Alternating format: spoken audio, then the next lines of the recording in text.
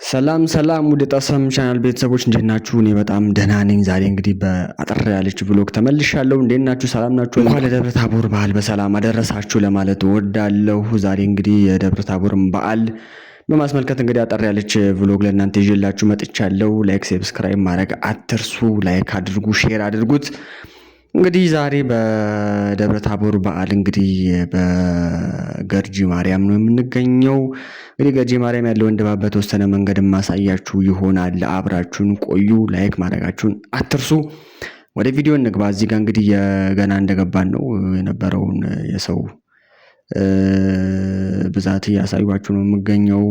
ዘማሪያን ነበሩ፣ መዝሙር የተዘመረ ነበር። አጋጣሚ በተወሰነ መልኩ አሰማችኋለሁ። ተንቀሳቀሱ።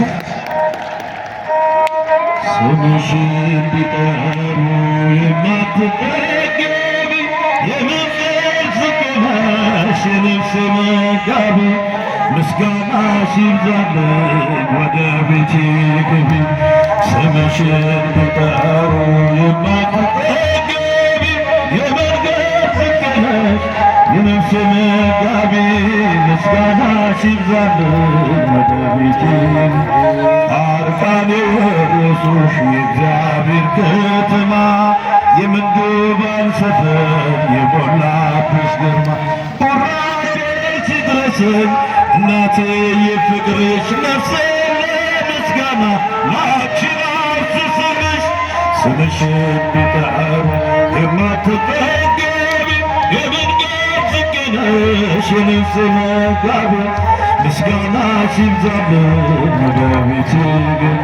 የዓለም አርነት ጽሕፈት ያለብሽ የሕይወት ፊደሌ ጽድቅ የተማርኩኝ ባነብሽ አታልቂ ሚስጥርሽ የሰማ ስምሽ ማራኪ ነው ከልብ የማይጠፋ።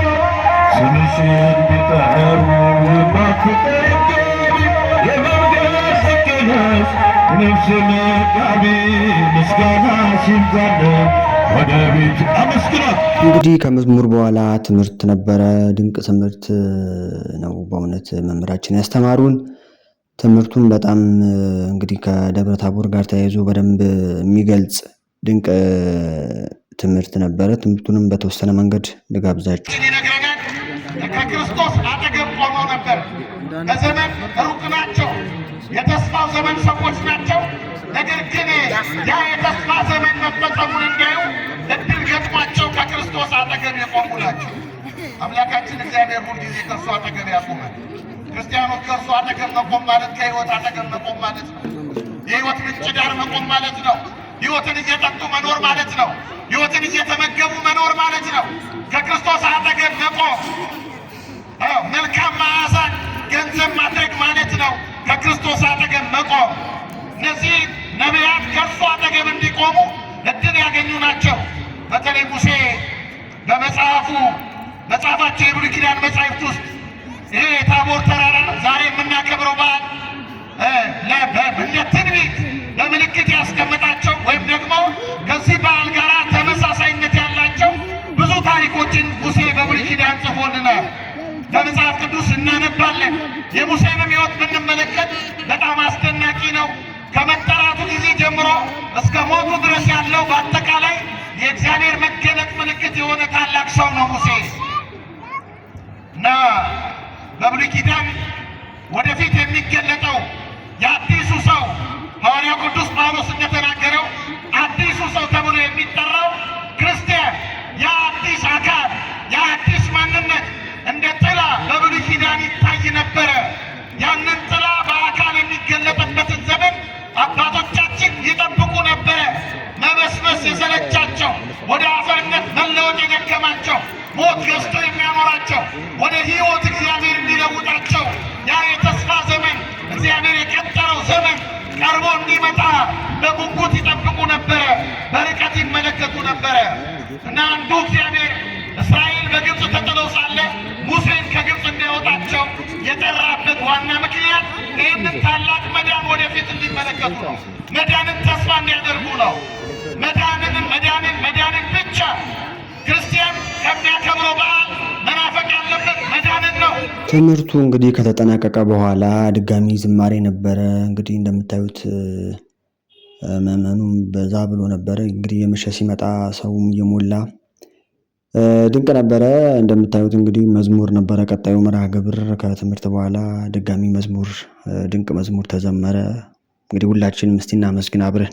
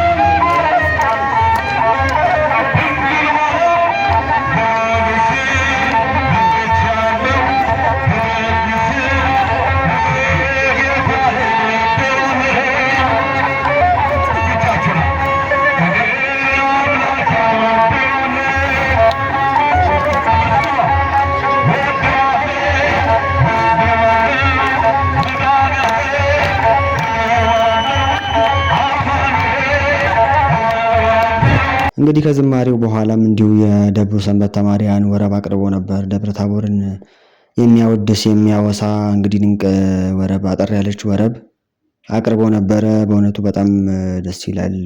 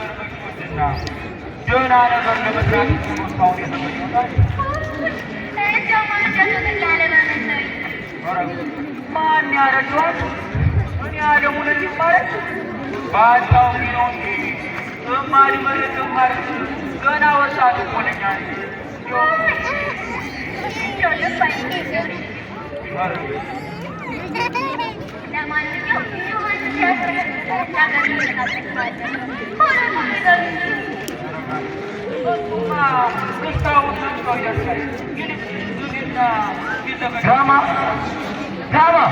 ማነው ግርማ ግርማ የሚለው? እንግዲህ በመጨረሻም ከድራማው ካለቀ በኋላ እንግዲህ በአባቶች ቡራኬ መሰረት እንግዲህ ችቦ የተሰበሰበው ተባርኮ ያው እንግዲህ እሱን ወደ መለኮስ ስነ ስርዓት ነው የተገባው። በእውነቱ ደስ የሚል መርሃ ግብር ነበር። እስቲ እሱን ደግሞ እንመልከት።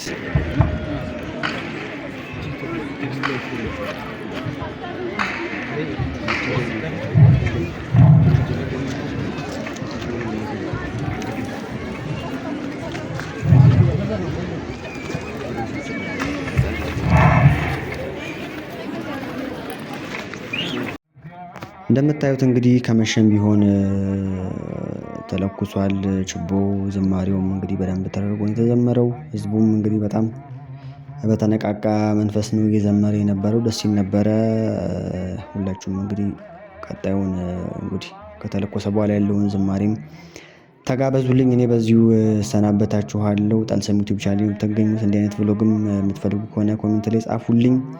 ላይክ ሼር ማድረግ አትርሱ። ሰብስክራይብ አድርጉ። ቀጣዩን ቪዲዮ ለመመልከት ከፈለጋችሁ ሰብስክራይብ ማድረግ ግድ ይላል።